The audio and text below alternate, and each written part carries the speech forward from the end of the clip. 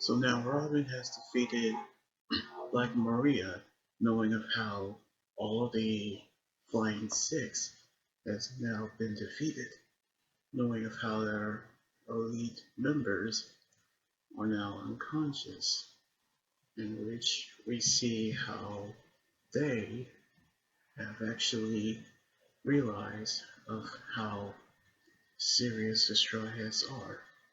But we see in the next scene where Momonosuke has been turned into an adult, knowing of how Shinobu was in shock to learn that he looked exactly like Odin, and he had become him.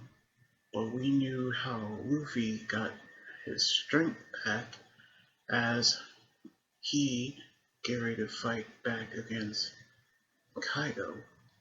Meanwhile, we see how Raizo go head to head with the leader of the ninja force, Fukurokuju, as they use their ninjutsu on each other. As we knew how they have actually fighting against one another, in which we see at the other scene of Killer battling Hawkins as Kid and Law battling Big Mom.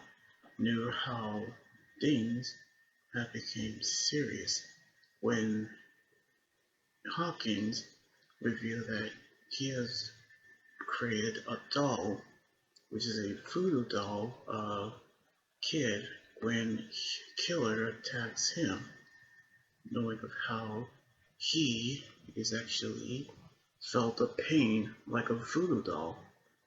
Meanwhile, we see Sanji is battling Queen and King all together, while we knew how Zoro is still having his injuries healed, but we knew how it'll take an hour for the drug to work, while we see Peril Sparrow actually join the battle, knowing how everyone else is going to fight back.